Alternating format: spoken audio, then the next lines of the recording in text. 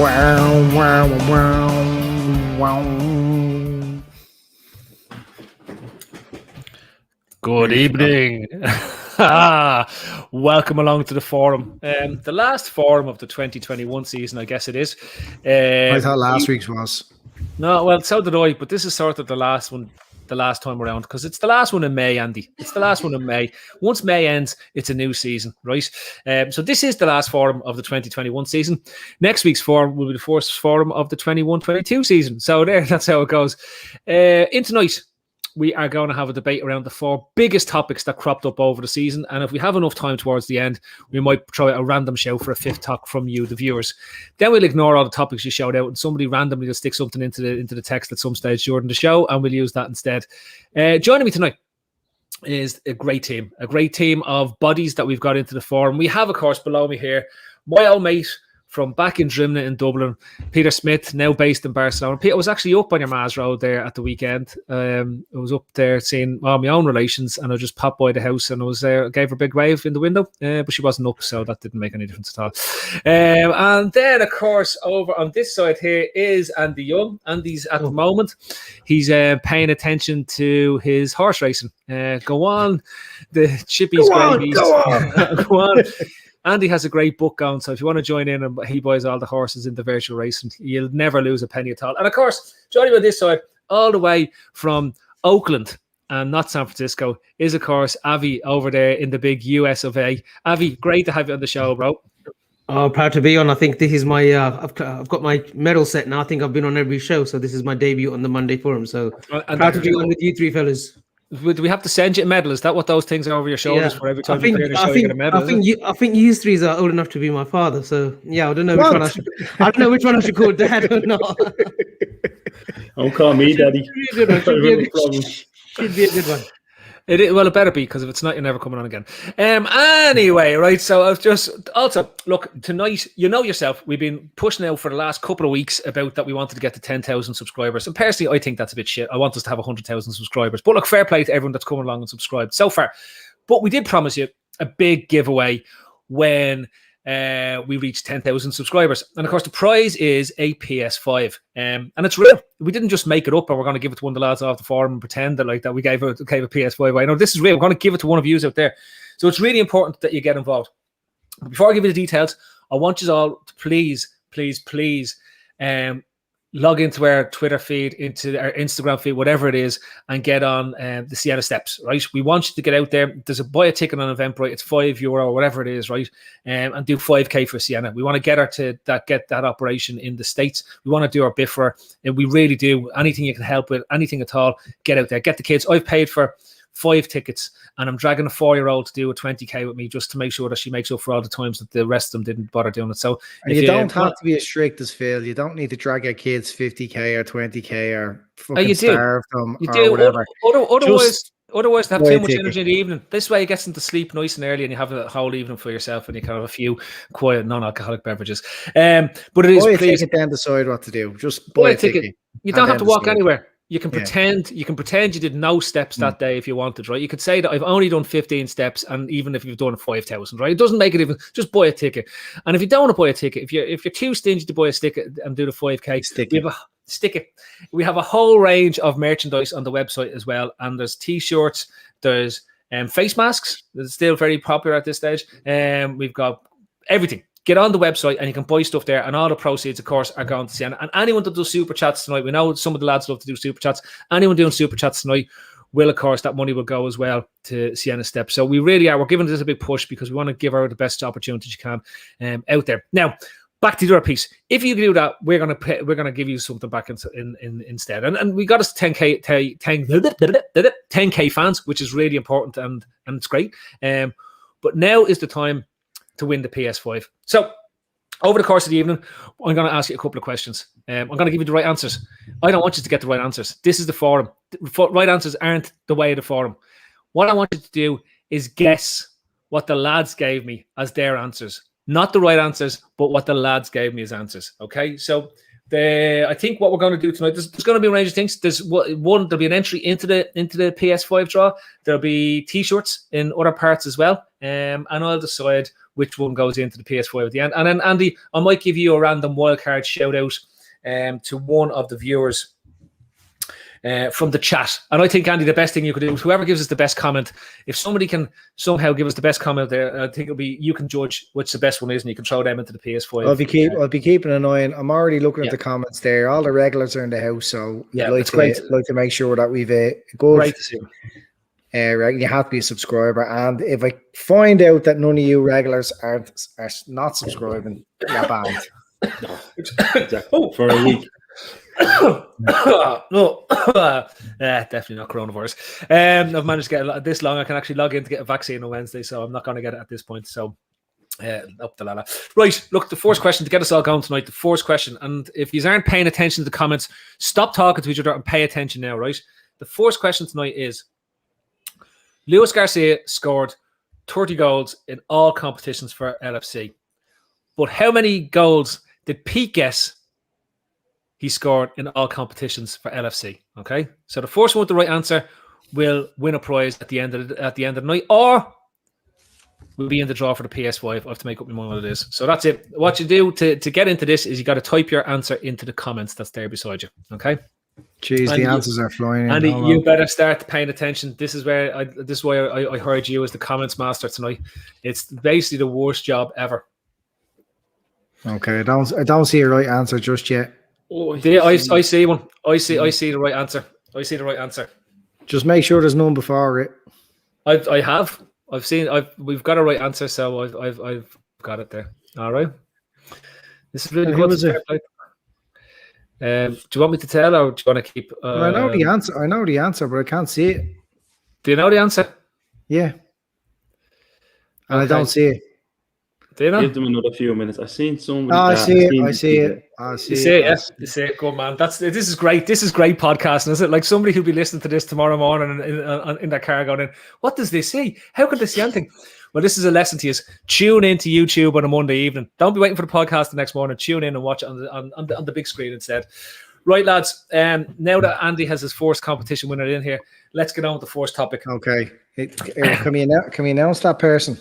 Yeah, get announce the person. We won't tell him what he's won or what he hasn't won yet. But you can announce who the person with the right answer is. Okay. The answer is 35. That's what Pete guessed. And the first person I've seen with the right answer is Gary Boland. Now it's out. If there is a Stewart's inquiry, if somebody can see one before Gary, fair enough. But the first one I've seen is Gary Boland. So Gary Boland is in the draw for the PS5 so far. Yeah, Gary Boland. Unless someone can spot it an earlier one, which I don't think so. No, it's Dave Lennon gave 35 at 10:07, but Gary's was at 10:06. So somebody'd have to have got it earlier than 10:06 for the old 35. All right. I don't see any earlier 35. I think it's going to be Gary. All right. Yeah, it looks like Gary. All right. This is great. Andy, was this what you were watching on your phone? Was there another competition going on? You're watching all the numbers come in, and this is like horse racing. 25. Fucking hell! Like Jesus Christ, the amount of bleeding guesses. Where is Dave? Right, I know David's a subscriber. Gary, you better be a subscriber. We're going to check. Yeah. We have ways. Yeah. Well, Dave Lennon wasn't far away either. Gary, if you're not a subscriber, if you answered the question before at 10:06 and you only subscribed at 10:07, Dave will be in because he's the 10:07 man, and we know he's a subscriber, so that's the most important thing. So can I just say, Gav Walsh is the only person that said I got it right. Fair play to you, Gav. Stick him in the drum just for that. No, Pete, you don't get to make the rules. You're here as a guest, right? When you get some power, I'll send you over one of those maces. And you can have a crown. All right, it's the most important thing. Vote for me, Gav. Listen, I look on a personal note, just before I get into topics. See Kev O'Sullivan is there. Kev, I'm not going to go into anything that's there. All I want to say is, if anyone, my Twitter feed is another half pod. It's to do with a pod that's coming out over the summertime. But if you get on there, there's a couple of things that I tweeted today, and definitely please have a read of the thread, see what we're discussing there, and if you can, become an organ donor. That's all I'm going to say. It's up to you to go and have a look and see what goes in. And Kev, we're all with you out there. All right, that's the most important thing. Right now, that's all the messages for the moment. You have another chance in a while, Mark. We have another chance, exactly. Yeah. So first up, I think we'll start with the manager. the manager has been a constant topic in this show. We've had the amount of Klopp-led podcasts we've done on the forum over the past X amount of months, which I can't calculate in my head. We've got too many numbers going on after what's going on. I don't know, right? But it's definitely been one of the prime topics that we've discussed all season. Now, Andy, I know, and Pete, you both, before we even said we were going to do this, right? Both of you came to me with a Klopp-based topic, so I said this is quite easy to pull up on. So because you both have an opinion, Avi, manager, Jurgen Klopp, what is your view on Klopp across the course of the season? It's difficult to judge because he dealt with a lot from last season, and we know with Klopp he loves to go out on a break. He loves to go out to Spain, Vegas. I think it was when we won the European Cup. There was pictures of him just like relaxing with these sombrero hats and beers. He wasn't able to do that last summer, so obviously being locked in wasn't easy. And this man, this great man of this football club, he always needs to go. He needs time off. He needs to switch off. Very much like Pep Guardiola. These two managers right now, the way the energy that they put in their teams in preparation, in application, you see them on the pitch. You see them so animated.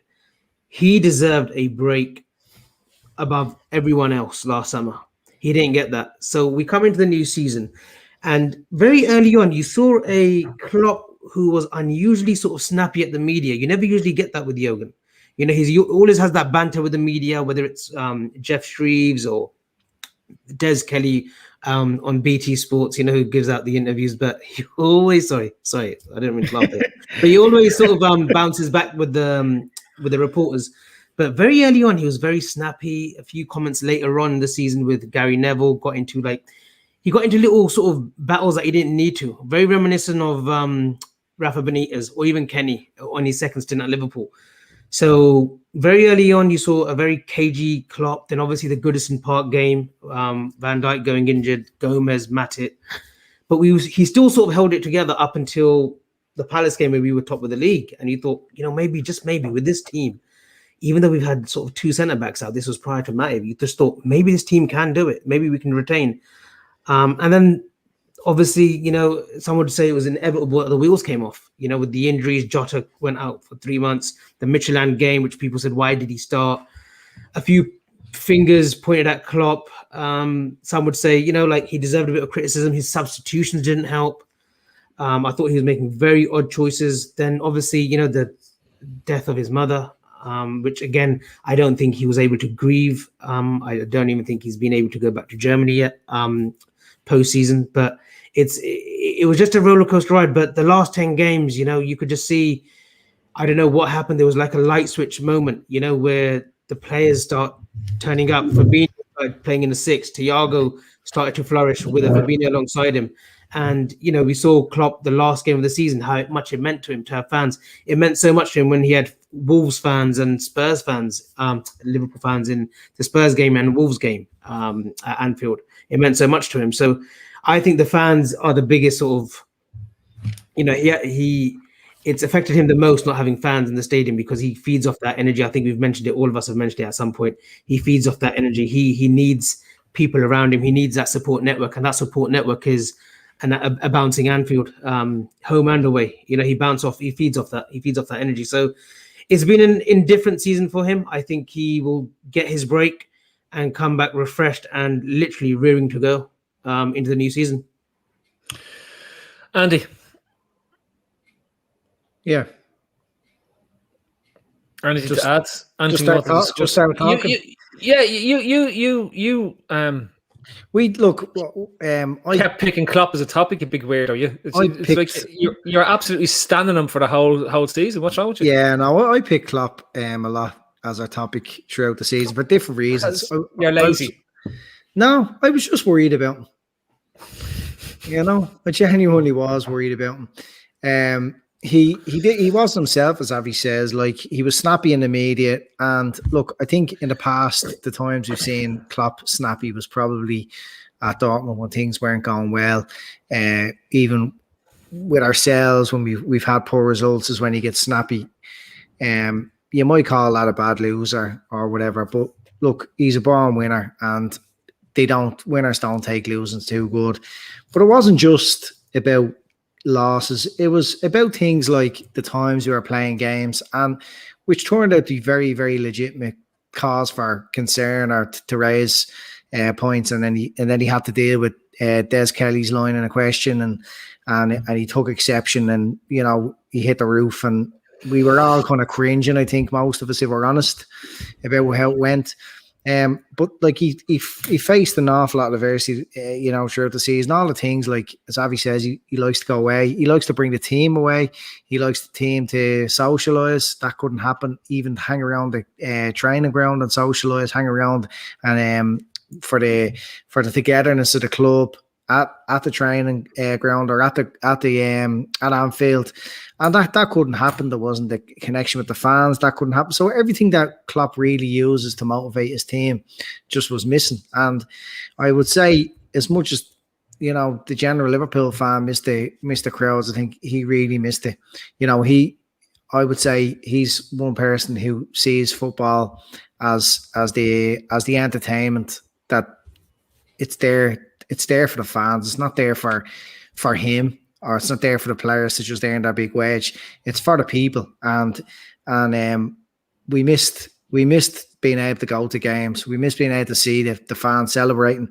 So when I put the topic out there on Twitter, Bobby Richmond came back with a reply, and he says, if you want to continue to be mentality monsters, you must face adversity in all its forms every now and then.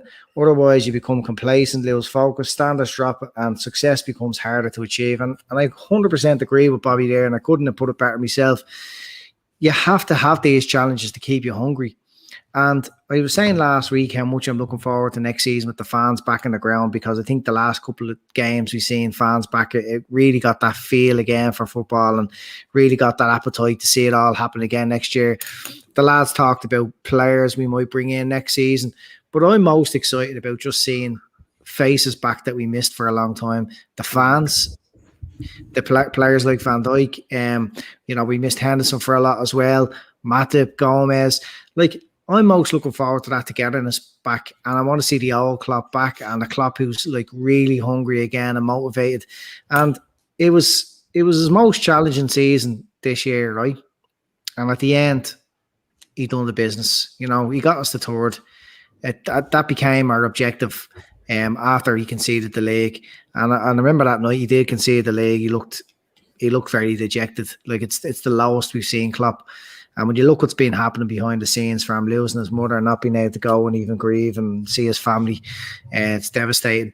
But hopefully he gets to do that on the summer break and next season. I just can't fucking wait, to be honest, because I think it's going to be we're just going to see a rejuvenated Klopp for all he's being put through this season. And that sort of adversity that Bobby cited, it's gonna come back in spades now.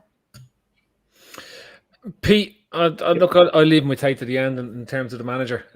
But Pete, you wanted to point out again around Klopp and basically Pep, given what's happened at the weekend, where Pep bottled it yet again, the big bottling bollocks that he is. I think, to be honest with you, we all have huge opinions. I'd be hugely in the two lads' corners. However, I'd have a different slant on it. I think the best way to judge Klopp, I suppose, is to look at two very recent things, and the way you just judge a great manager. I do look at Pep, and I look at Manchester City, supposed to be all conquering, and he's gone into a final, and he's decided to baffle, not only in an attempt to baffle everybody and to prove his own genius, he's baffled his own players. Guardiola, Klopp had a similar situation against Tottenham Hotspur a couple of years ago, and decided to just trust his players and to try to steamroll Spurs the way we steamroll everyone, and succeeded. I mean, that's a mark of greatness as well. Do you have that edge? You have that bottle. So for me, Mark 1, he trusts himself.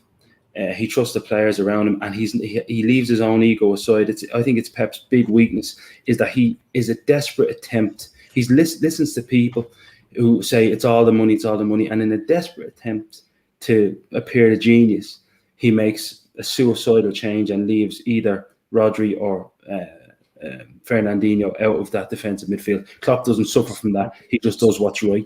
The second thing I think that sets Klopp aside as the best manager out there, is all of the problems that Andy talked about, that Avi talked about.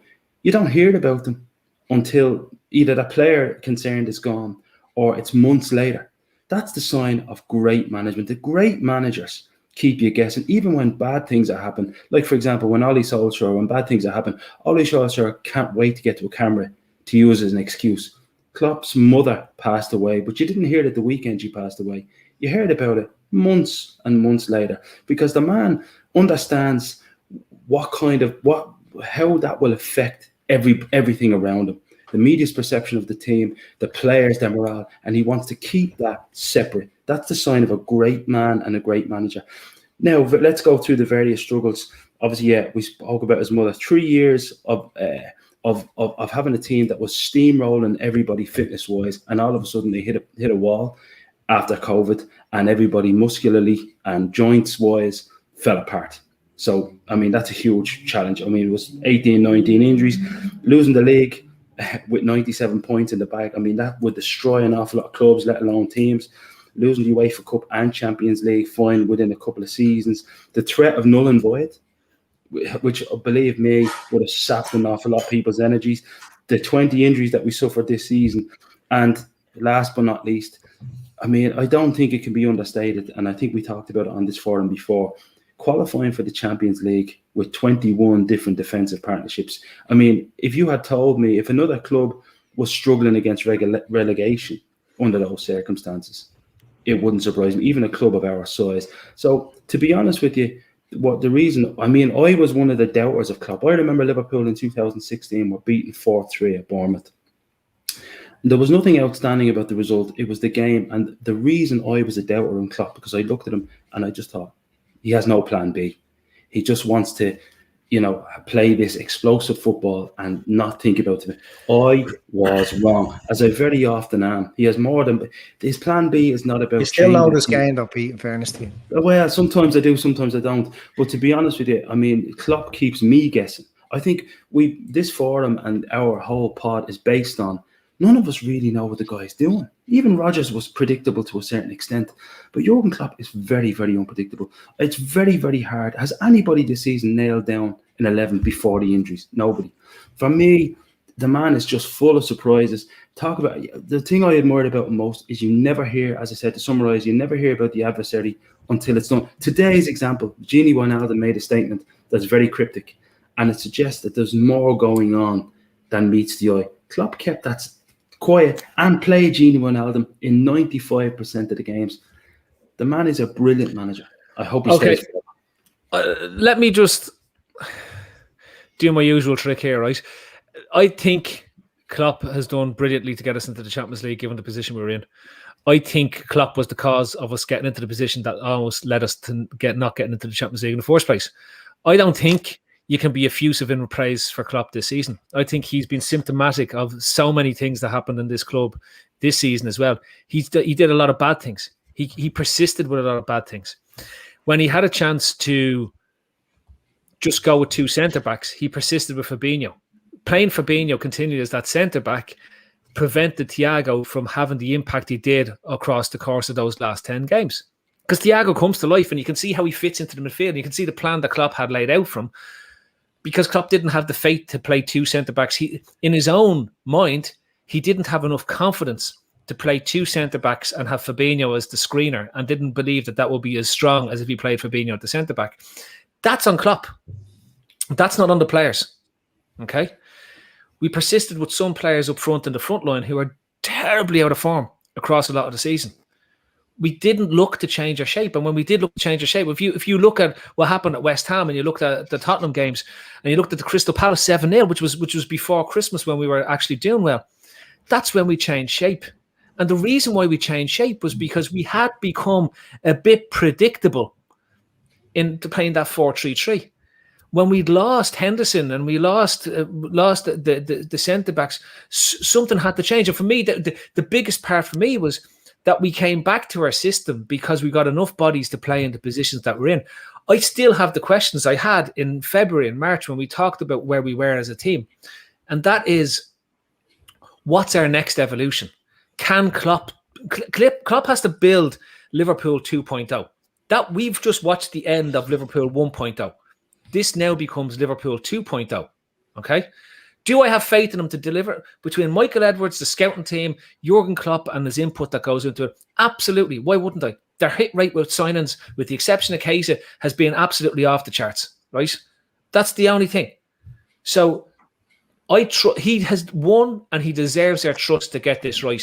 But he has not had a vintage season, and the last 10 games has framed this as being a very good performance. When in fact, it was possibly it's definitely Klopp's worst year as a manager at Liverpool Football Club since he's come in, because it took him that time. And I understand all the pieces that you lads said around his mother passing and the adversity we had to fight through and all that type of stuff that's there, okay? And completely get that.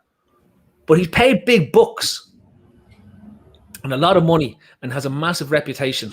And to me, the most encouraging piece I saw was that he found the answers. He got there. He got the bit of luck. And the other thing that really matters when it comes to being a manager, it's not just about achieving. It's about being lucky. The best managers always have a bit of luck, right? To get third, we required that luck.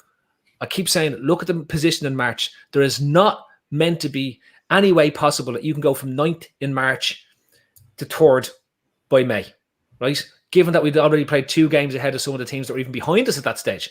So it's near impossible. What we did was we did something in an asterisk season, which wasn't a real football season, going back to our the fans and everything that we've talked about. So I 100% agree with the opinion that Klopp is a fantastic manager.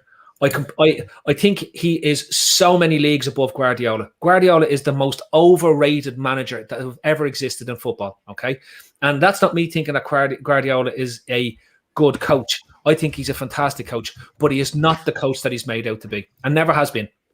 He achieved something brilliant 10 years ago in Barcelona, where he turned a team into a world domination team. He has failed at Bayern Munich. He has failed at Manchester City. Okay. He went to Bayern Munich, to a team that won the treble, including the Champions League, and didn't win another Champions League. And Bayern Munich gave him more money than they've given any other manager in their history to achieve that Champions League win again. He went to Manchester City and has spent more money than anybody to win a Champions League, and he has failed repeatedly to achieve this. Jurgen Klopp is a league above Guardiola. He's built everything he's done as a manager, and that to me, I'm not having a go at him, but I do think it's been his worst season for Liverpool with a great result, if that makes sense. But Phil, surely he's allowed to have one bad season. The work that he's put in the last sort of 4 years at this club, this institution that we call Liverpool, he carries the people. You know, he speaks on behalf of the people. He's allowed to have a season where he made mistakes, but mistakes that were out of his hand. We talk about why he didn't play Phillips and Reece Williams. People forget Phillips had his fair share of injuries this season. He would play one and go missing for the next 2 and then come back again. It was only the last 10 games where he got a nice sort of run of, you know, clean bill of health, where he was able to play alongside, a Reece Williams or a Fabinho and whatnot. But surely Klopp, Fergie had it in his sort of 25, 30 years at United. Wenger had it. You know, Wenger had it for quite a while. He had a few bad seasons.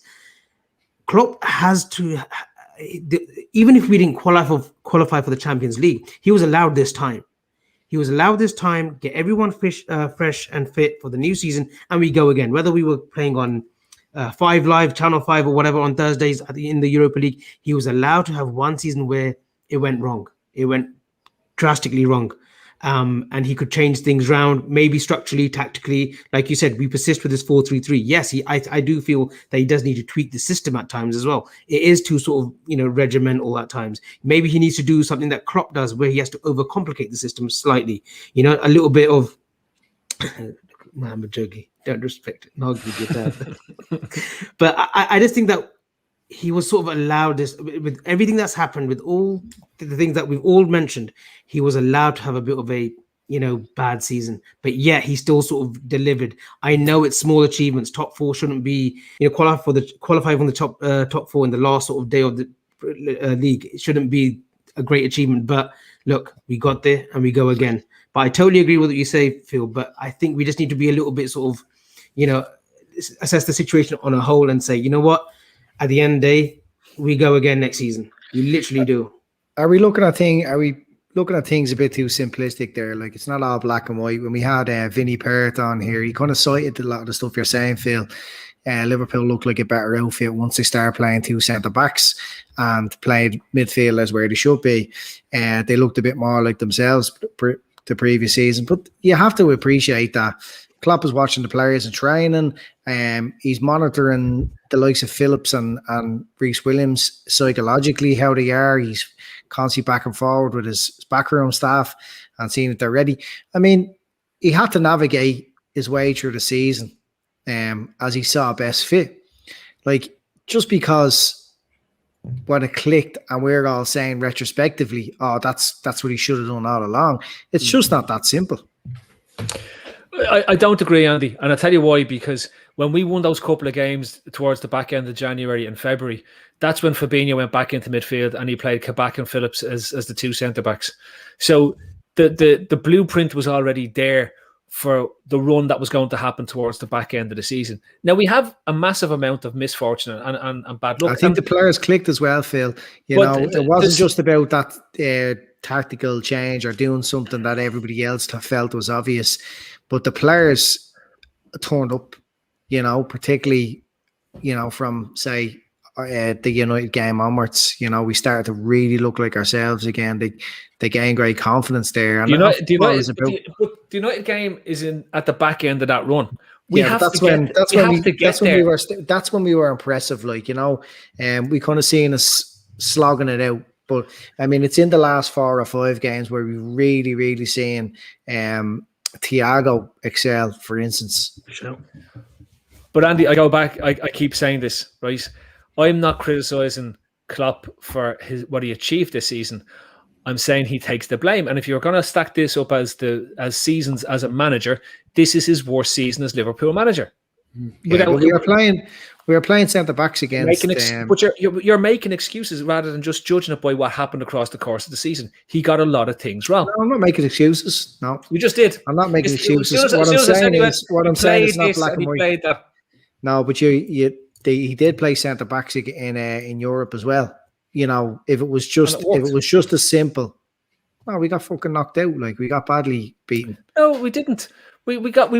It was the easiest run we've ever made through a group stage in about 20 years. No, that's going back. That's going back in the group stages. Sure, we were playing Fabinho at centre back. We were playing Henderson at centre back. We had Williams and we had all these lads playing at centre back. No. So Williams plays against. We're talking about changes that were made last year, kind of February, March, when he started kind of playing Fabinho back into midfield. It didn't happen just overnight. You know what I mean? It's easy to just assume that the last 4 or 5 games this season was exactly how it was once he played Fabinho. No, and it wasn't actually that case. We're talking 10 games from the end of March, because it's not 4 or 5 games, and I keep going to it.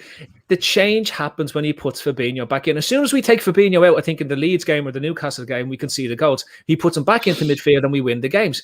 The driver here is that he had the best defensive midfielder arguably in Europe playing in the defensive midfield. So you can play shit centre backs behind you and still get away with it. And that's not saying that Phillips and Williams are shit centre backs. It probably is, but it's doing them a bit of a disservice.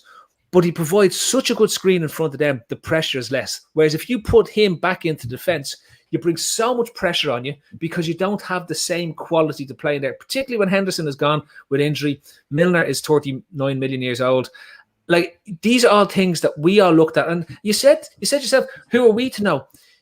Yet when he did it, which seemed to be the most simple change to make, it made a huge difference. Football is a simple game. As Bob Shankly once said, football is a simple game made difficult by idiots who play forever. There was a time, right? There was a time, fans, and look, it's really easy to look back and hindsight, but there was a time people were championing Fabinho to stay at centre back, and people were considering that. That's Pete, and Pete knows football. Yeah, Pete does know football. So look, it wasn't just the lunatics on Twitter here. Like, it was real people in real life. Let's not discredit Fabinho at centre back down to the fact that we just don't have the midfielders to allow him to do so. Firmino was excellent. Was class. He was absolutely class. That doesn't mean that's class. It's just class, lads. Fabinho's class. Anyway, come here. Since we're talking about Fabinho, we may as well move on to the next topic, which is the players. So across the course of the season, and I'm not limiting this to Liverpool. I'm talking about, because there's been a lot of names that's been thrown into the chat tonight, particularly around transfer targets. I think one of the names shown in, somebody from them, Todo Fijajes or El Mundo Sporto, Transfer Tokyo, has said that Rafinha to Liverpool for 32 million they're about to submit a bid. I love when they're about to submit a bid because they're about to get into it. But I want to ask you, lads, from a Liverpool perspective, best and most disappointing, and was there anybody else in the league, and I'm not talking about the obvious ones, that really caught your eye that said, like a Rafinha, that you said, yeah, if we bring this guy in, I'm going to be really excited, as opposed to the comment that was in the chat, I don't know who said it earlier on, we should be shopping in a foreign market because they're cheaper. You know what I mean? Avi, you haven't spoken about 10 minutes, so go on, let's hear your beautiful voice from Oakland. So one of the players that caught my eye, and I always thought that he could always deliver in the Premiership, was Patrick Bamford. I just thought he was messed around by Chelsea, flirted away with different clubs, and it was a bit like Josh McCracken, who was a very good talent at Chelsea, but he went on these loans that it never worked out. But Patrick Bamford, it seems that Marcelo Bielsa has put an arm around him and literally said, go and play, son. Go out there and just go and express yourself. And he does miss a lot of chances. He missed loads of chances in the Championship, but he's come into the Premiership, and he's been around 6-7 clubs on loan. But it just seems that he got down, knuckled down, worked hard, got his goal, scored at Anfield on the first game of the season against us, and he just went from strength to strength and was a late contender for the England squad. He's just a good footballer. He hasn't got a lot of pace, but he knows where the net is. And I just thought he was one player that's impressed me. In terms of Liverpool, my favourite player this season it's very hard to look past Salah. He still misses his fair share of chances, but he's still, he's always in the reckoning. And another 32 goal season for him, amazing. And I don't really want to single out any players, but it's hard as well. But Naby, I think it's just a frustration with Naby, because there is a player in there somewhere, but unfortunately the injuries have killed him. And I didn't think Klopp, and these were, I'll side with you, Phil, just a quick one. I thought playing him against Real Madrid, starting him at not the Bernabeu, but their training ground, whatever it was, in the first leg, that was disastrous from Klopp. Absolute disastrous. And that's when I thought, Jurgen, you don't do that. A player who's not played in 2-3 months, and all of a sudden you're thrusting him to sort of protect Trent when Trent goes forward, and you think Naby can do that job. That was disastrous, and we obviously knew when he took him off in the 42nd minute. And the rest was history. That's fair. Look, I'll have my own rant in a few minutes. But Andy, for yours, our best. What was who? No, not best. Who's your favourite player of the season? Who was your biggest disappointment? And what was the non-Liverpool player that caught your eye? Player of the season. Not player of the season. Your favourite player. There's obviously player of the season. Salah. Like, it's just stupid. Like, the levels there. It's crazy. There is this thing that people still doubt him. I don't know what it is, and maybe it's not our fans at all. It's just the mush in the media and other fans as well. They just seem to focus on negatives and they talk about diving and everything else. But Salah, for me, you're only saying a couple of weeks ago as well, like, you're talking about one of our greatest players ever, and I'm not saying that lightly. I'm not discrediting anyone. Like, I put it up on Twitter a while ago and it was got a bit of a slaughtering off some people. Like, this is not saying anything negative about Kenny. It's not saying anything negative about Fowler, fucking Rush, Gerrard. But when you talk about talent, like when you talk about what a player can do and what a player has done consistently for so long, we're talking like world class. We're talking best player in the world levels for 4 seasons now, isn't it? Unbelievable. So Salah, straightforward enough. Let down player. I don't think any of our players let us down, really. Avi says, Keita, just a fella's being unlucky, I know, Phil, you'll go on a rant now and slaughter him, but when you haven't actually seen a player playing, you can't really judge him. So when he has played, he's been decent, So no, there's no one player that I'm gonna really say let us down. Like it was the situation that Liverpool Top found Reds. themselves in. No, Top red, top super red, super duper top red. Look, there's not many times in your supporting life that you're going to really be fully behind your team, because we've been through like the pits at times, you know what I mean? We've experienced having to watch players that they just shouldn't be wearing the shirt. And I think Klopp has it injected into those players now that they're proud to wear the shirt, and they know the value of and the responsibility of them for playing for that club and the city. So no, Andy, would you not say Mane's let you down this season? Especially I would say it's be very unfair. Like, I mean, Mane has played at extremely high levels for whatever 4 seasons now as well, and he got COVID and he didn't seem to recover. I mean, how you talk about people's egos in football. Like, the player came out like openly and said he doesn't know what's wrong with himself. He's gone to lengths, for that honesty. You know what I mean? And that humility in football is just it's a huge quality. And by virtue of that fact, it's not a letdown. Yeah, I agree with you. And Klopp brings in sound people. He hasn't really brought in an arsehole who's really let the club down. Except Kaiser. Yeah, but like that's your opinion. I don't. A guy who's a coward and has dialed it in a number of games, it doesn't have a place for me at this club and doesn't deserve to be at the club. Like, he needs to be gone. I don't want to see him. I don't want to see him ever wear the jersey again. I was delighted he never played another minute for the rest of the season after the Real Madrid game, because that in itself was the end. And that's not the first time he's done it. He did it at Napoli away before as well. He's a 55 million pound player too. Let's not forget about that. That was big money, and we bought him a year before as well. Just a FYI. But like there's a few great shouts coming in. Like I would have said one of the ones up until the last 5 or 6 games, Firmino was definitely up there for being dog shite this season, right? But he came up with big goals at really important moments, and for that he's not going to win the award off me. Pete, I'll give you go with yours, and then I'll have a go at mine. Well, I didn't get a chance for outside of Liverpool. Go ahead, Andy. Go ahead. But you're too busy being a top red. Yeah, go ahead. That would have to be Phil Foden. Just unbelievable. Like, really, really, and I've admired, it pains you to admire players at other teams so much, especially rivals like City, and I was a big fan of Kevin De Bruyne for a few years now as well. But those guys are just a pleasure to watch. Like, they make you want to watch football.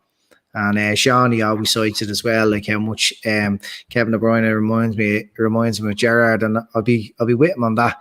The way he moves, the versatility he has in his game, and all the things he can do with the football. But Foden is special, And I didn't really cop it at first. He was getting a lot of games for City. He was getting a lot of minutes, and I couldn't really see exactly why. He was being sort of recognised above all of the whatever other kids that City would have had. But now, by God, now he's been one of the most instrumental players in the team that's won the league. So that for me, I know it's not a player that we could obtain, but that's a player I like to watch. Sim says there that doesn't deserve the number 8 shirt. Forget the money, and I think he was referring to Kaiser there, which is a super chat. Which I think you're right. Like that's it's an insult to the number 8 shirt in terms of the performance the guys turned in. Pete, give us your ones. My player of the year beyond the obvious, obviously. No, Salah. forget player of the year. Favorite player, right? My favorite. Yeah. I suppose. Well, look, I won't look beyond Salah, but I'll tell you why I picked Trent. Because to be such a young kid and to be up against so much horrific opinion and so much reactionism, and still kind of pick. I mean, normally kids his age disappeared up their own arsehole for the rest of the season when they haven't done it at the beginning. He was so poor at the beginning of the season. He was like an emblem player for how our season was going, and then he just showed maturity beyond his years to actually step it up beyond that. To be honest. listen, Salah's the player of the year. There's no doubt about that. But I think Trent has shown more character, than most fellas 10 years older than him. To be honest with you, he went from just being absolutely awful to just, completely stepping up, and that's why there's such a clamour about what Southgate is doing. Listen, I'm delighted he's been knocked out of the England squad. Yeah. International football is a waste of time. There's people putting up scores and stuff. I couldn't give a shite, lads. Honestly, you're looking at bottom of the championship stuff in terms of international football. It's a dead pastime. Bin it, right? The fact that Trent gets to go to Ibiza now for a month or so just to relax, chill out, sit around the jacuzzi and a pool and have a great time. I'm delighted for him. And look, if people say, Southgate's an arsehole, Southgate's this, the fella had a 29% winning record at Middlesbrough. Like, England like picking losers as manager. It's their national pastime. This happens all the time. They didn't play Barnes, didn't play McManaman, didn't play Gerrard in his right position. They generally don't pick the best players. I'm delighted for him. Long may it continue. I never want to see England win another major championship again. Sorry, but that's just what it is. This is it. It's another, desperate attempt to look clever. Like, I know something that everybody doesn't. I mean, a clever manager, as Jamie Holm will tell you, a clever manager will just say, okay, I'm going to pick him, but I'm not going to play him at right back. I'm going to play him in the middle of the park and see if he can replicate that unbelievable range of passing he does and actually make us a creative team. I mean, I'm sure Harry Kane might agree. He'd love to be on the end of some of that passing. Kevin De Bruyne is not English, so you might as well have somebody with his range of passing. But who are we to judge, and who are we? Is set piece accuracy. The one thing that England got away for nearly 20 years was with Beckham not being able to run down or do anything and just ping in incredible free kicks and incredible set pieces all the time. That's what Trent brings to you. Yeah, set pieces in football. The only thing in football that's a guaranteed chance is a set piece in the other team's half. It's the only thing. Yeah. And if you've got one of the best players in the world at a set piece and you don't bother putting them in the squad, you're an absolute geranium head. That's what you are. There's no point in it. You know what I mean? It's just a quick one, Pete. Sorry to interrupt. Trent Alexander-Arnold, right? He's been coached by two articulates of the game, Jurgen Klopp and Alex Inglethorpe before him, right? They recognize that this player is not a six. He's not a midfielder like he was when he started off. He's a right back. They've refined this position. And there's no way in hell a manager of Gareth Southgate's caliber knows what to do with him. So he's using this excuse that he can't defend. There's a big narrative that he can't defend, which is absolutely that's lazy. To be honest with you, Trent, and you'll never pick a player like Trent at right back for England, not because of Trent, but because of Harry Maguire and John Stones. To be honest with you, neither of them have recovery pace or positional sense to kind of to cover across the back when Trent goes and does what Trent does. Can you imagine Harry Maguire being left exposed against Romelu Lukaku or whoever England come against? You'll find that someone like Trippier or someone like Kyle Walker, a better example, will be more the steady Eddie, pace recovery, safe job, just in case Trent goes and does something creative and leaves us exposed. So it's more about Harry Maguire's shortcomings and John Stones' shortcomings than anything to do with Trent. Let's be honest about it. But in terms of disappointments this season, I have to say, and until Andy made a super point earlier on, Phil, until Mane came out and said it himself, he actually said, I don't know what's wrong with me. I'm going to see people to see if there's something. Mane was my huge disappointment. It was like he was getting into the positions, but trying to pick the wrong choice. Forget about missing chances. Anybody can miss chances. But some of the decision making in the final third was just desperate. I was wondering, is he feeling the pressure of Jota being obvious quality, being the sort of player that can play between the lines and play off the shoulder and be pacey, and he's thinking this fella's going to replace me? No, some fellas just hit a brick wall, and I think Mane, it's like you said a few weeks ago, Mane has probably covered more ground up there than anybody bar Salah, but he's probably just having one of those years where he probably needs a few months off football. I hope the AFCON never happens because he doesn't need to play in it. So that's been a bit of a letdown. But he's redeemed himself by being the one that stuck his hand in the air and said, I'm not doing the business, boys. So as far as I'm concerned, listen, Keita is a huge letdown. Forget about the injuries, his attitude when he's on the park. There was two. He had a Real Madrid moment before. We played against the team that's called Red Star that's not called Red Star Belgrade anymore. I can't pronounce the name. Away, and we got beat 1-0. Is that Kroyan is Zvezda? Yes. And this was 2 years ago, but he just froze for 45 minutes and then he pulled a sickie. in about the 43rd minute. There was nothing injured about because he was back a couple of days later. For me, did against Napoli away as well. Did the exact same thing against Napoli away. He freezes. For me, he freezes. He's not a 50. Listen, he's a lovely player. You know, it was lovely to watch him in that Bundesliga and all that. But he just, I feel that fella just doesn't think that he's up to it. So he's been my disappointment.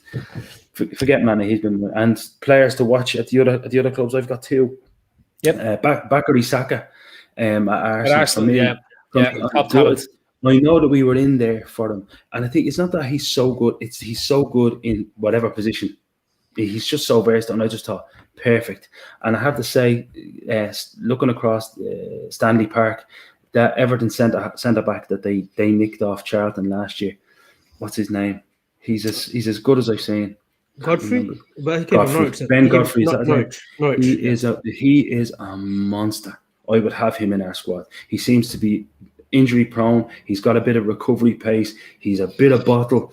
He's exactly what you want in that type of player. Now I'm hoping the new lad we've brought in from Konate is going to be that type of player. But Godfrey for me and Saka are two players I'd love to have in our squad. Okay, I want to give everyone a warning. After my picks, we will be doing the next part of the competition. So get yourselves ready and get your brains in gear, right?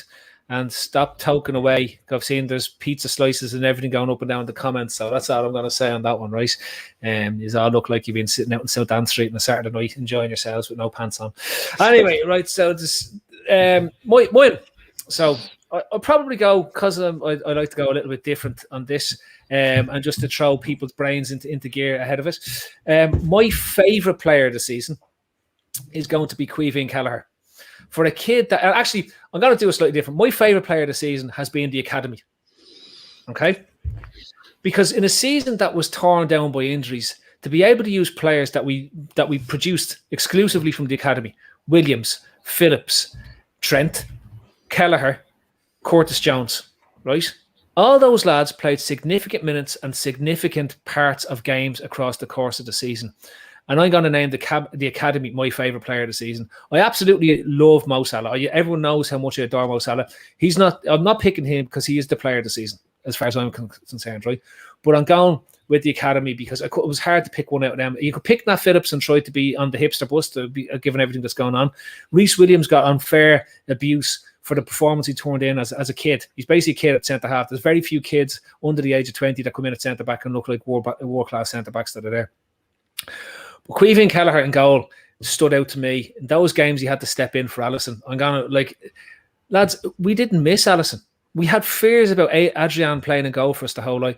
Kelleher came in, and I would argue his performances surpassed nearly everything that Alisson did across the course of the season until that last run of 10 games and the goal. I'm straight up. That's where it is. But then you look at Curtis Jones and what he performed and what he did across the course of the season. The academy is definitely. I'm giving them the player, my favourite player of the season, because they delivered toward as much as everything else is, right? Disappointment of the season. Up until he scored, up until we turned that run of form, I thought Alisson was having a terrible season by his standards. Genuinely, right?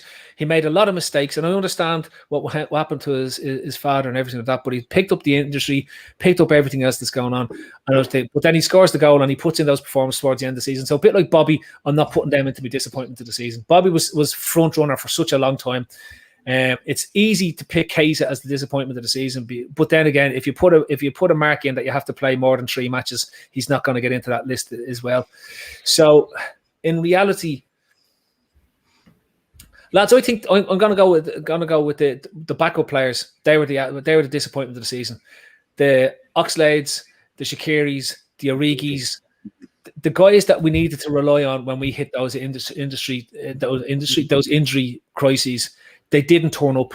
They didn't put the minutes in, and that was the biggest issue for us because we didn't have the squad depth we thought we did going into the start of the season. And then looking across the other teams, my favourite the players that jumped up at me, I think Konza at Villa is an absolute monster of a player. I honestly, I think because we were looking for a defender and somebody who can play fullback, I just think Konza would have been or would be perfect in terms of what it is. Rafinha, absolutely love watching him play for Leeds when all about 3 times I watched Leeds play across the course of the season. Saka, yeah, he looks like an electric player for Arsenal that's there. But I have to say, looking at Leicester and what Leicester did, it's very hard not to look at Tielemans and Ndidi in midfield for Leicester and be, especially when we're looking to replace, because we knew Wijnaldum was off at the end of the season. But looking at them and looking what they did, I think they've been absolutely fantastic. And what Son does at Tottenham as well, But yeah, I'll go with that. I'm going to go with Tielemans this because he just set up. There's shouts for Neto as well. Neto's been fantastic at Wolves. One of the few bright sparks that Wolves had across the course of the season. So that's where I'm going to go. And Phil, if we didn't have Thiago, I'd be thinking get him in. You know, you just can't afford the energy that we need from midfield. You can't afford a Pedro Neto, in my opinion, and a Thiago. To be honest, I don't think he'd have the patience to sit there and wait for Thiago not to be playing because he'll play most of the big games. You know. And Phil, Kev O'Sullivan says Creevy Kelleher is going to be our Ireland's number 1 next year. And John's come up there as well. Ireland manager trying to get Kelleher to leave Liverpool. Where do you stand on that? Could Kelleher be the Liverpool or could be the Ireland number 1 without playing first team football every week? Listen, before Christmas, he's going to have a lot of League Cup games, right? And he's the type of goalkeeper you wouldn't be afraid to put into a Champions League group stage or the odd league game. The one thing I'll say is that if you look at the problem with Kelleher is that he was injured a lot after Christmas, right? So he misses out on opportunities. I think Adrian plays a couple of games after Christmas that was there, and you're just there going, that's where we need Kelleher to be fit. He had a lot of injury issues himself post-Christmas after that brilliant run he had for the team. And if Stephen Kenny is saying Kelleher should leave, then Stephen Kenny's a gimp, basically. So it's like he should just shut his mouth and stick to trying to win his first match ever for Ireland, or maybe even score a goal. Yeah. You know, so maybe do you loan him out? I don't know. But in this day and age, with the number of matches that players have to play, that teams have to play, I think there's space in that squad for Kelleher, and I think he'll get 10 to 15 games next season anyway. And to me, that's where he should be there to play 10, 15 games. 10 to 15 games for Liverpool next season is better than loaning them out to a championship side and playing whatever amount for whoever. You know what I mean? So, I'd keep him. I don't think he should be. Still like question marks with Alisson too. Like he does, last 2-3 years he has missed like 7-8 games in the league. So Kelleher will get his chance. Fair share of cup games as well, League Cup, FA Cup games. If you've already qualified in the Champions League, give him 2-3 games there, and then you've got the league. Exactly. And Tom Bowler makes a great point. Stephen Kenny picks Darren Randolph, and Darren Randolph, I think, has played about 2 games for West Ham since he signed there. So, and he played Gavin Bazanu ahead of when Kelleher couldn't play because of injured, and he hasn't been anywhere near a football match in about 3 years since he signed for Manchester City. So, Rochdale. And people saying Kelleher should go on loan. No, this bullshit about us sending out players to go on loan for why? What benefit does it mean? What benefit is it to us to send our second choice goalkeeper out on loan in the event that our first choice keeper gets injured? The idea here is that we have a strong squad and he plays games across the course of the season, and he's not going to benefit us being on loan. I think he's doing really well for us. Yeah, it's the reason why it annoys me when you look at any conversations anywhere, and the first thing is, if we sign him, where does he play in the 11? I'm thinking, please stop talking about the 11. Let's start thinking about the 16, the 18, the 19, the 20. Make sure these lads are together. It's like exactly your point was the backup lads having. Sometimes you have to accept what your role is and be ready for when that role becomes relevant. And it looked like none of our lads were. It was almost like stage fright. Yeah, last couple of games of the season, a couple of them kind of stepped up. Like Chamberlain scored, but you want fellas to walk in and be seamless like they are. To be honest with you, I hate saying it, like they are at Manchester City. Sometimes you will look at a Manchester City game and you see 5-6 players who haven't featured for the last 7 or 8 weeks, and you wouldn't know. They just look like they've been playing. Sean is right. Look, you've got Miroslav Yaros playing for Pats at the moment, and he's getting massive rave reviews in the League of Ireland. Yeah, he's too good for that. He's too good for that level. That's great. But again, hopefully these bring money in for us when we go to sell them.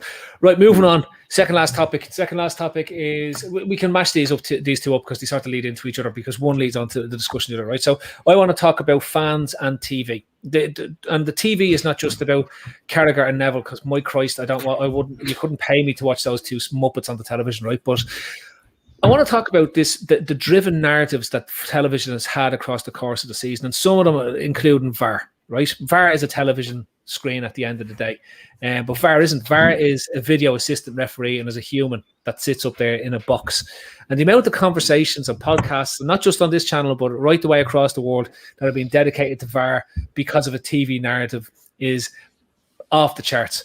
So Andy, I'm going to start with you because you're a great man for this stuff and you love a bit of Sky and you love Carragher and you're still red and white scarves and everything and probably going out to do protests at Man United's ground just to be part of the club and everything, right? But the narratives that were driven by television, Andy, this year, has it reduced your enjoyment of football across the course of the season? Look, I don't know. I think the over. Sorry, Andy. Sorry. I made a mistake. I just want to stop for a second. Just stop there for a second and hold your thought, right? People, we now have the second piece of our competition. And we need to do this, right, because before we run out of time. So the second piece of the competition, really important, right? So, where am I? I better check this out again. Yeah. I was in your ear screaming.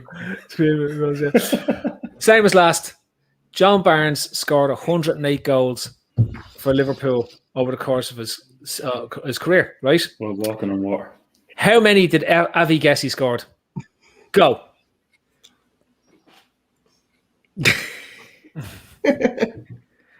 Where are people going with their 9s and 8s?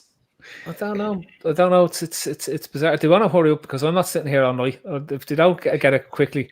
Avi lives in America. He's not American. He was somewhere near the truth. Definitely. It's going to take ages for someone to get this. Maybe not. We need to find it, Andy. So don't get this wrong now. I'll start cycling. Do you know what? Someone hit the bar close. there. Yeah, there's been 2 shots off the bar so far. Kumar has been very close, and someone else has been very close. Ryan Murphy was very close as well. You didn't say that many goals, did you? Avi, really? I actually wasn't too bad. No, FYI, I wasn't too bad.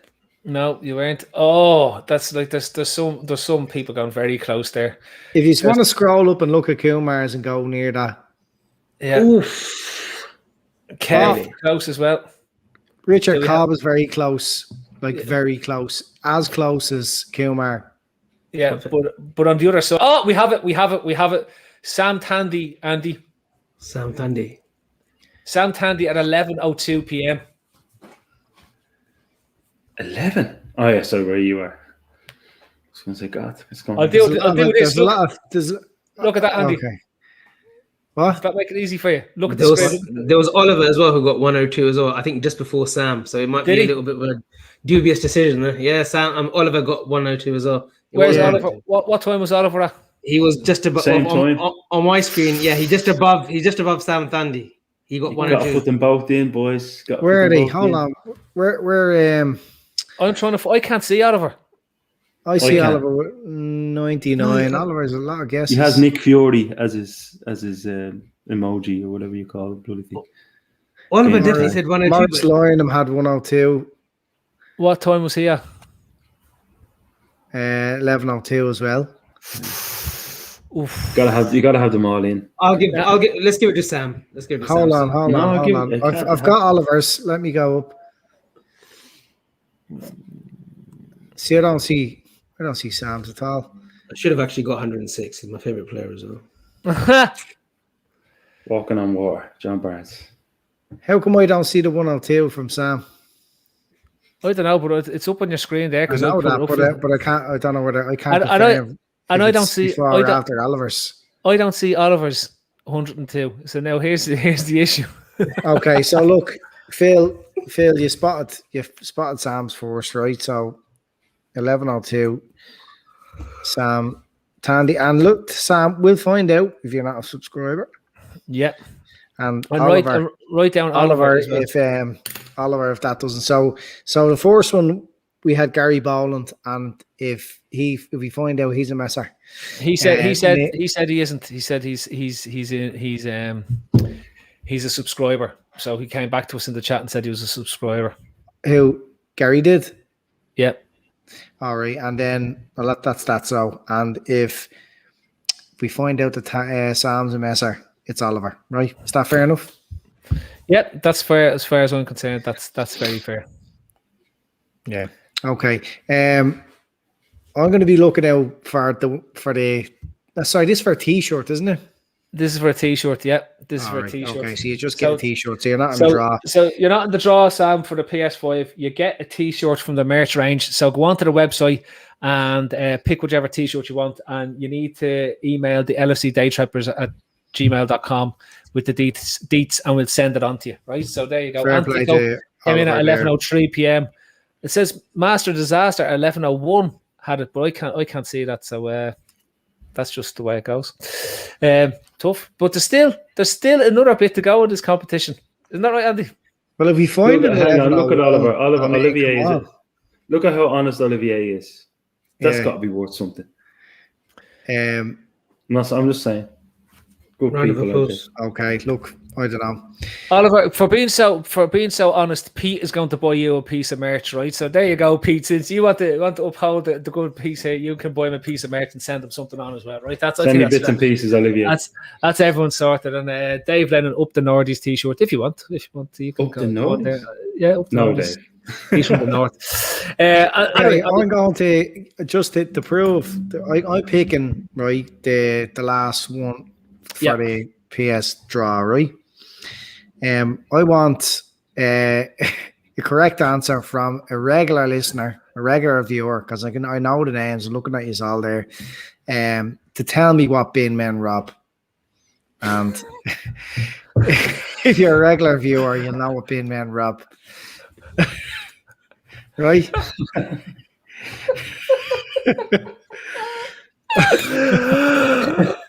I thought you were going to ask them what do you use cling film for?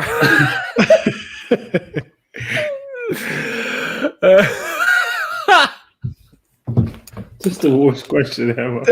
There's a few correct answers so far. It's not for the forcing. It's for who we decide. Go on the next topic.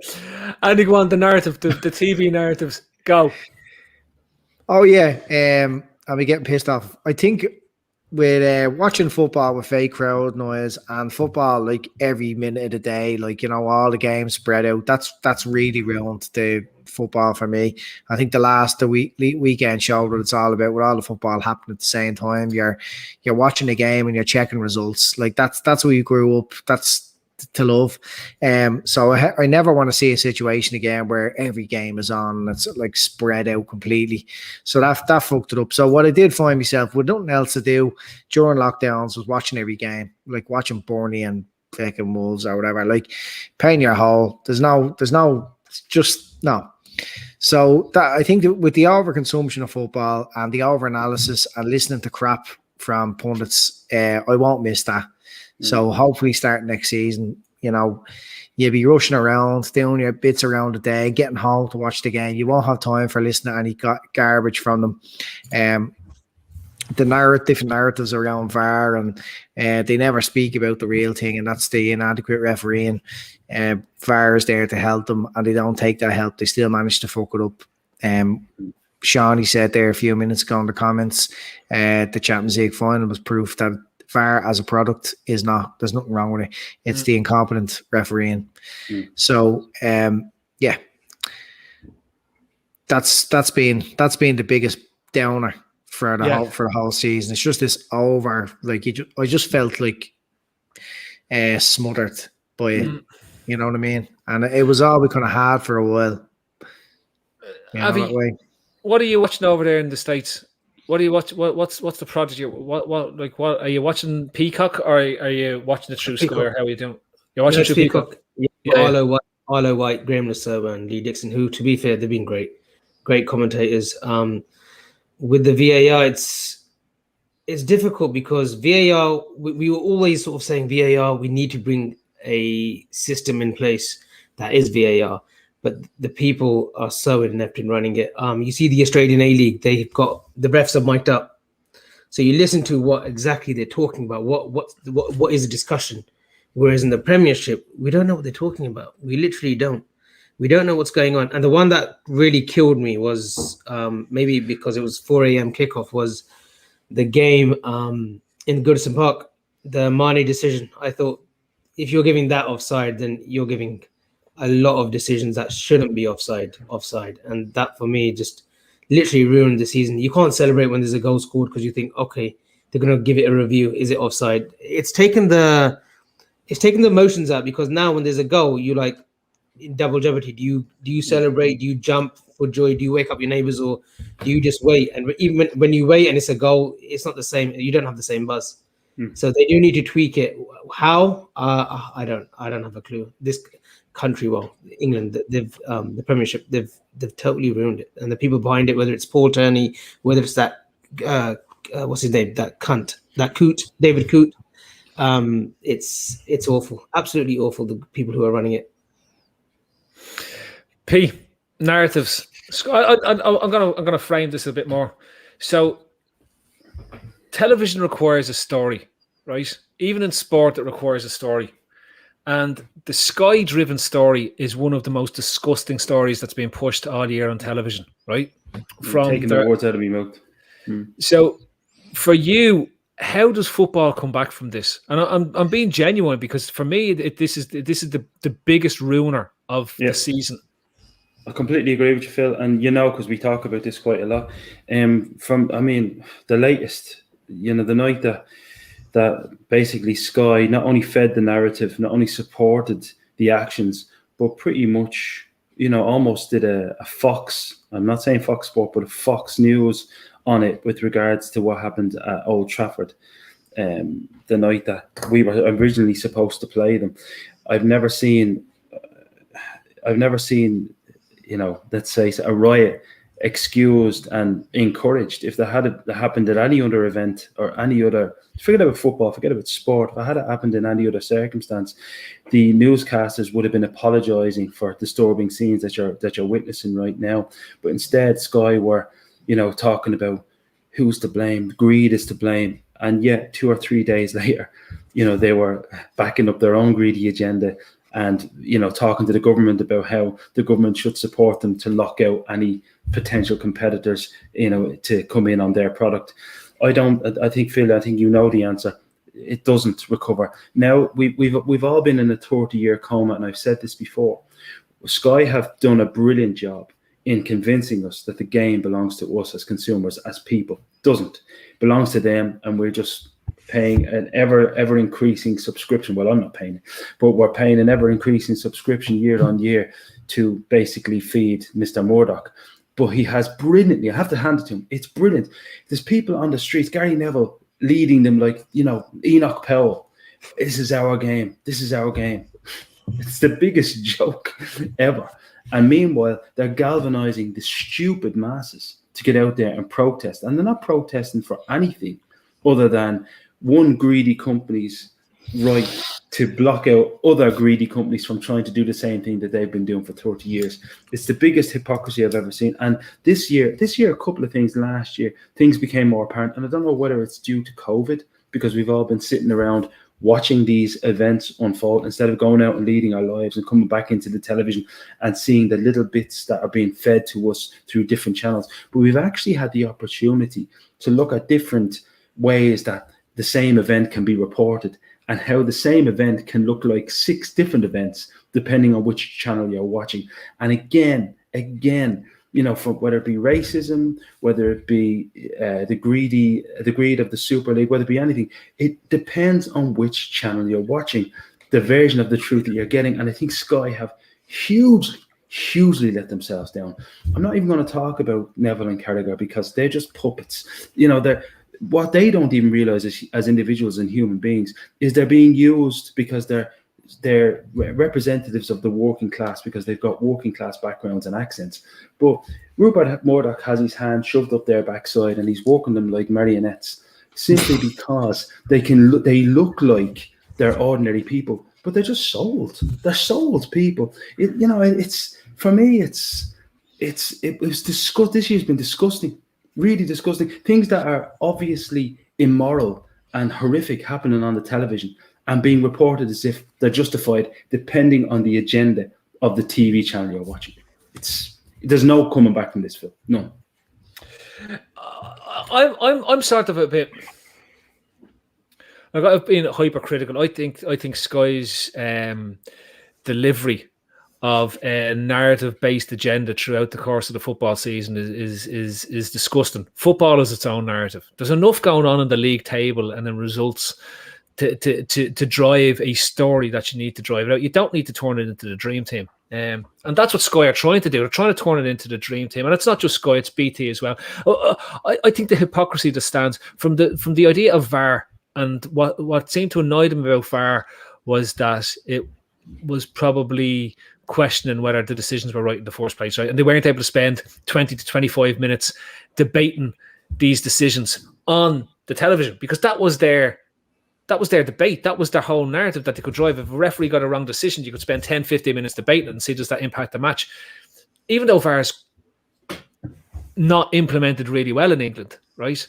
The decisions they get wrong are a lot less than the decisions they're getting right, even if people don't like the right decisions. Let's be honest about this, right? The vast majority of the time, they're applying the laws of the game. The laws of the game are the issue, not the application. The subjective decisions are the ones that have caused the biggest amount of debate, and that's down to human person as opposed to the black and white of a law, right? So then you get this narrative that's twisted by Sky that says that this is terrible and it's the technology and we need to take technology out. We have this. Then they turned the dial up about teams and clubs and all this type of stuff. And even you've seen how BT turned on Klopp when all that stuff was going on in terms of trying to push him about matches. Is this because of this? Is this because of this? To get what they want. And when Klopp eventually snaps, and be it any manager that snaps, even Fat Sam the other day when people are all laughing at what did Fat Sam do? Look at the state of Fat Sam. He's cracking up. Look at him, West Brom, he's giving out. But they ratchet up the pressure to get these sound bites to drive looks and views. All they're after is clickbait. All they're looking for are clips to put on their social media channels, because that brings advertisers. They don't care about the person at the end of the microphone. They don't care about you as a fan. They don't care about anything. Once the money is coming in via advertisements, and that's all they care about, right? And they will drive whatever narrative they can. And that's what happens. Neville is sitting there giving it socks about fans and backing the fans and green and yellow. A year ago, he's laughing at you. He's saying, give the Glazers a chance. They've given Solskjaer all the money in the world and they should do it. We need to back them. And of course, if United go and win the Europa League, all the United fans will be out celebrating with the Glazers, thinking they're great lads. A bit like we saw here in the FEI. And when your man, what was his name? The fella who went off and he's got his girlfriend now in Portugal. Whatever. In Portugal. Yeah, Damien or whatever. Delaney, right? So you look at this. And the sad fact is that because the vast majority of people have to watch this, they buy into a narrative. Men don't like soap operas, but they always watch soap operas, right? And football is their soap opera, and it's also the religion. And you can't separate the two. And if you drive a narrative behind it, you bring people to it, and you bring people and you keep them entranced in what's going on. And that's what's been going on. And that's what good television companies have bought into. So when you talk about the American production of Avi, it hasn't hit that sort of ratchet yet, because in America, it's still a niche sport. It's not the mainstream sport. You look at how American football is being produced over there, and it's the next level of what Sky can't attain here, because everything is a narrative, everything is a story. You get behind the players, you get into their dressing rooms, you see what's going on, you feel what's there. You don't have that because the dressing room is still sacred. So they're able to build these narratives about, well, I was told by somebody in the camp, or I was told by this or whatever. And that's what those pundits, the pundits don't bring analysis anymore. Pundits used to bring analysis. They don't bring analysis anymore. We get nothing out of them. All they bring is an addition or an extension to the narrative that already exists. If anyone lives in Ireland that watched some of the coverage of our World Cups over the previous years, where Graham Souness was a pundit on Irish television, and look at how Graham Souness was as a pundit on Irish television, where he was free to say whatever he wants, against how he is on Sky, and everyone says, oh, he's the most outspoken pundit there. He was one of the sheeps compared to the lads that we had. You see his face. Dunphy shocked him. He couldn't believe he could talk openly and freely about the match and about players and about things. It caught him. He did get sacked in the end, didn't he? I think he did get sacked in the end. Yeah. what he couldn't believe, Phil, what he couldn't believe was that his agenda wasn't fed to by the broadcaster. Yeah, and that's the bottom line. That's why everybody still tunes in to look at what Eamon Dunphy had to say, because you knew Bill O'Hurley, Lord of Mercy, couldn't control what Eamon was going to say. Eamon was going to go off on his own tangent, and it was always going to be relevant to the way people think about football. Jamie Redknapp is the biggest robot you'll ever see. And you see, he only gets someone starts slagging his outfit or Tottenham Hotspur. Do you know what I mean? So it's... But can I just say, Pete, the fan thing at the end of the season was the classic example of why fans. I know fans want to have a say in their club, but fans need to turn off from Sky. They need to turn off from BT. They need to turn off, ignore post-match analysis, ignore interviews. You'll get the interviews on the club websites and stuff like that. You just need to turn them off, right? Because the only thing that's going to get through is to get to where the money is. If audience drop off at advertisements and stuff like that, they won't get the money. They'll have to change the format. They'll have to change their product. And this sort of leads into the final, my own topic in terms of the fans and the impact of fans across the course of the season. One of the common themes that go, like Andy's theme about Klopp at the start of the season, was this final ratchet of the fans and the fans say based on this terrible ESL, which actually was a better competition than the Champions League that they've dreamt up since.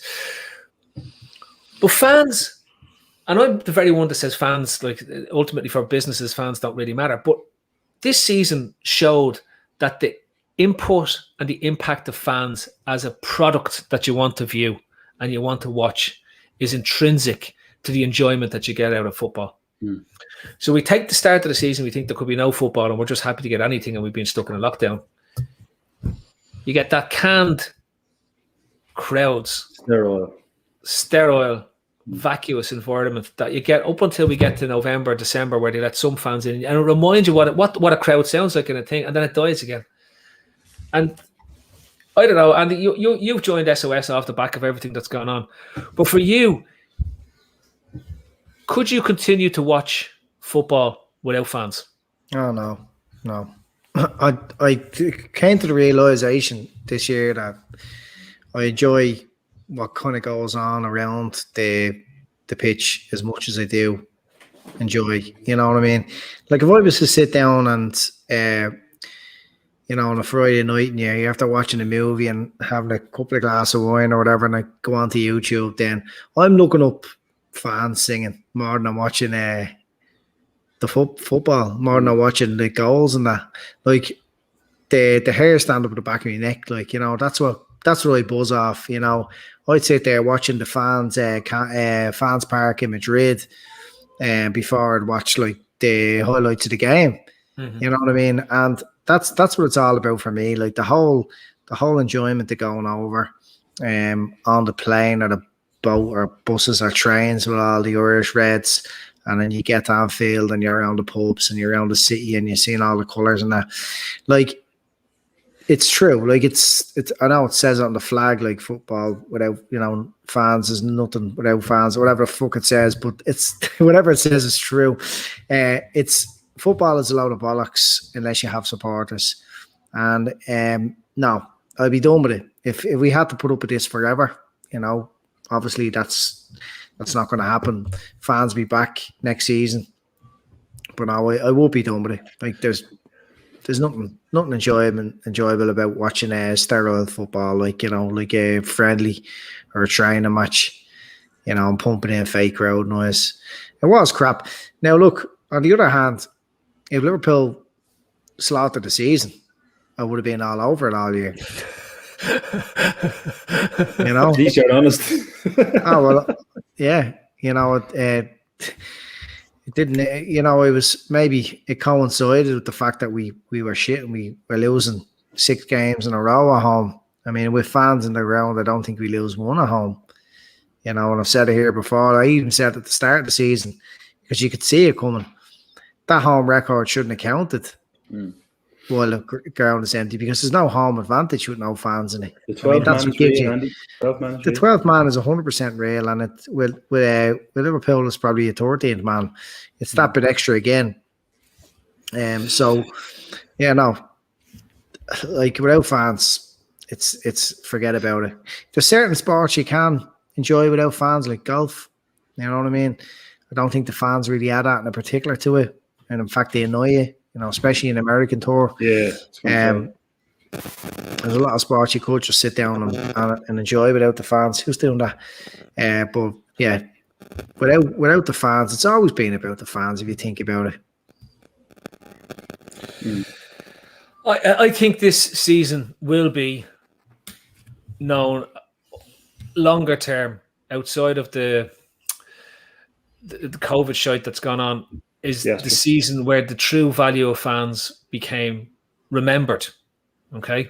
I don't believe that them being part of the boards are going to make that significant amount of difference in real terms. It might just stop some of the decisions that are made that winds up the fan base as opposed to necessarily changing things at it. But I think ultimately,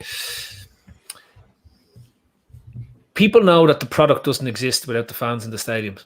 You cannot have empty stadiums and expect people to want to pay premium price in these pay sports channels to deliver this. And to me, this is where it boils down to.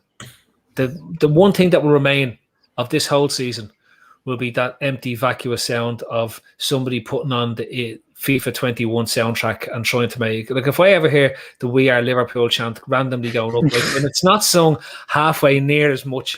It might be sung maybe once in every year, right? The lack of the real songs for Van Dijk, for Mane, for Salah, for, you know, even Thiago, because there would have been an absolute belter of a song for Thiago right the way across the course of the season. None of that. We're still getting "We Are Liverpool." I was waiting for them to lash out a version of the Balotelli song at one stage. Like, that's how bad the technology was, isn't it? So, you know, for me, ultimately, the fans having the recognition that they are intrinsic to the product that these horrible corporations are trying to sell. And for a end of season that put itself as being saving the fans and saving the soul of football, when actually the perpetrators involved, the Premier League, Sky and BT, had a nice closed shop to finish off the end of the season to sell each other the rights without putting them out for open bidding, is just disgusting. And when people like Gary Neville are espousing that things have to be fair and you have to win by fairness, it's disgusting.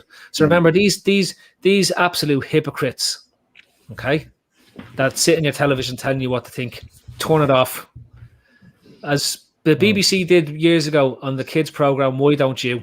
Turn off your television, go out and do something less boring instead. That's what you need to do. The season is over, lads. Hang up your television. Forget about international football. The only thing you need to stay tuned to is the forum on a Monday, Tuesday, Wednesday, Thursday, Friday night. And we'll tell you what to watch on the telly. Watch the transfer agenda shows with Avi and Grizz and Gav, and I'll be on as well to burst bubbles when we're still talking about Mbappe and the lads that are going on, right? Master Disasters after reminding me of something there. Go on, show it now. Go on. Give us what is it? Tell us. No, he just said he'd rather watch bin men stealing Catholic converters. That's of course the answer to the question. Then this is the same boring pundits spouting nonsense and slating it. Look, let's be honest. You'd rather watch your dad getting out of the bath than that. You know what I mean? Yeah. Yeah. But anyway, the winner to go into the competition for the PS5. Am I right? Yeah, it is. Yeah, the first one to come up with the right answer, that was, of course, Laura Duffy. And Laura Duffy is a regular to the show. She's sorry, a subscriber. Yeah, no, I'm sure she is. And I'm sorry if I'm misgendering you there. But you sound like a girl. So, Laura, well done. You're in the draw. She was the first to give the right answer. So, excellent congratulations on being in the draw. Gav will be in touch.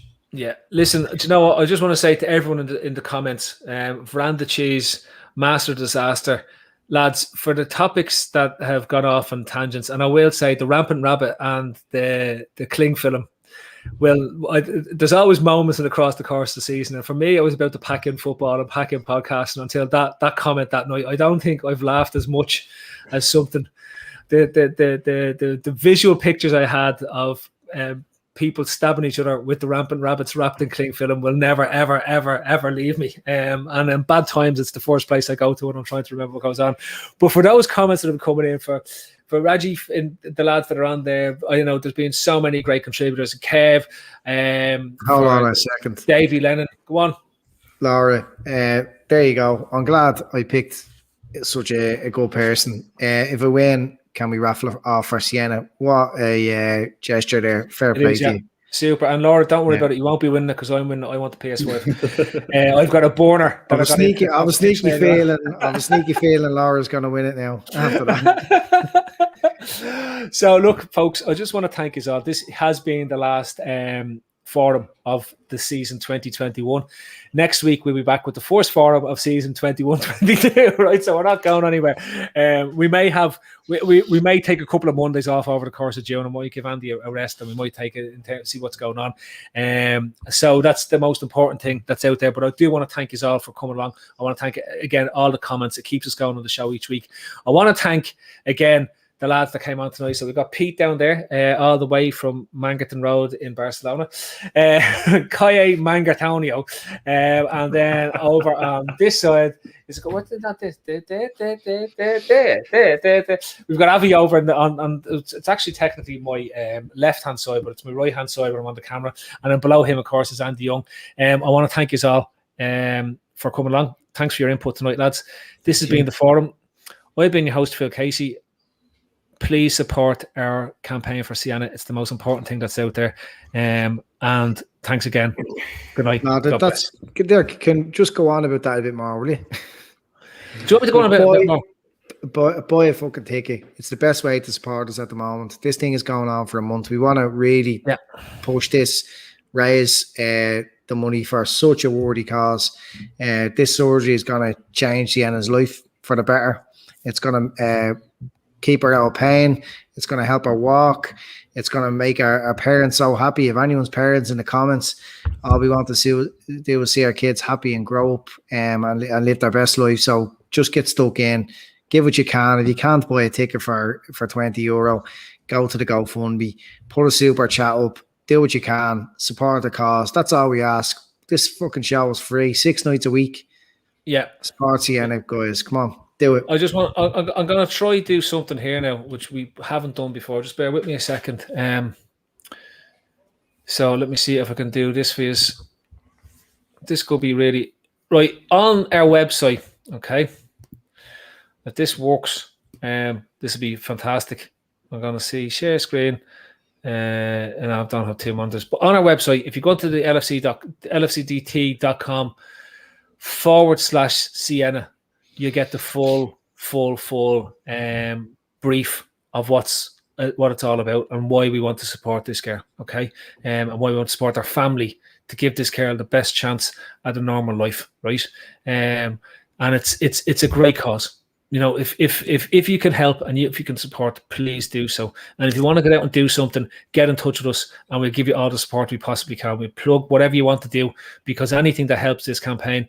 We did the same with Kane, and that worked out really well. The stuff that Shane off the pod has done was absolutely amazing, right? So please do what you can. It really helps. The family will be so appreciative, and all you're doing is giving a child a really good chance with the rest of her life, okay? And that's the most important thing at the end of the day. She's only a young girl, so please get out there and help out, right? So look, again, love all the comments, love all the people watching the show, love yous all out there, despite me being a bit of a wind-up merchant. Thanks again to the lads that are on the show. And Andy, what do we say? I don't know. Good night. For fuck's sake. Good night and God bless.